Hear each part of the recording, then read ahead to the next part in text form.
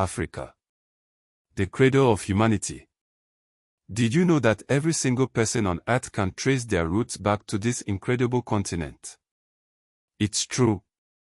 Africa is where humans first walked, talked, and created civilizations that shaped the world.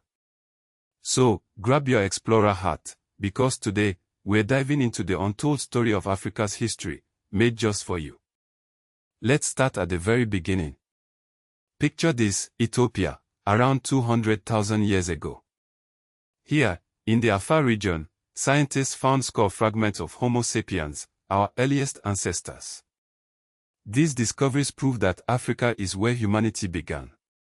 But Ethiopia isn't the only place with ancient secrets. Over in South Africa, in the Stukfontein caves, fossils like Mrs. Ples and the tongue child tell us even more about our past.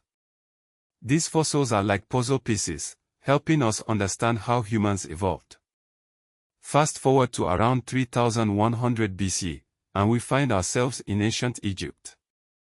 Pharaoh Nama united Upper and Lower Egypt, creating one of the world's first great civilizations. But Egypt isn't the only African kingdom worth knowing about. Meet the Kingdom of Kush, which actually ruled Egypt for a time as the 25th dynasty.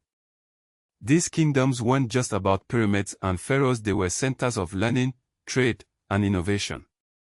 Now, let's travel to the Mali Empire, founded by Sundiata Keita in 1235 C. The Mali Empire was one of the richest in history, thanks to its control of the trans-Saharan gold trade. But the most famous ruler of Mali was Mansa Musa. When he went on a pilgrimage to Mecca in 1324, he brought 60,000 people and 12 tons of gold. Can you imagine that? He gave away so much gold in Cairo that he caused a 12-year economic depression. Talk about being generous. Another incredible place in African history is Great Zimbabwe, a stone city built between 1100 and 1450 C. At its peak, it housed up to 18,000 people and was a hub of trade and culture. But how did all these civilizations spread across Africa? That's where the Bantu expansion comes in. Starting around 1000 BC, Bantu-speaking people migrated from modern-day Cameroon and Nigeria, spreading iron metallurgy and agriculture across sub-Saharan Africa. By 1000 AD, Bantu speakers had populated most of the region. Speaking of migration, let's visit the Swahili coast. By the 8th century CE, Arab and Persian traders had established city-states like Kilwa and Mombasa. These cities blended African and Arab cultures, creating the Swahili language, which is still spoken today. But Africa's history isn't just about ancient kingdoms. In the late 19th century, European powers scrambled to colonize Africa. At the Berlin Conference in 1884, they divided the continent without African representation. By 1914, Europeans controlled 90% of Africa. But Africans never stopped fighting for their freedom. In 1951, Libya became the first African nation to gain independence, and by 1960, 17 more countries had followed. Today, Africa is a vibrant continent with 54 countries and thousands of languages.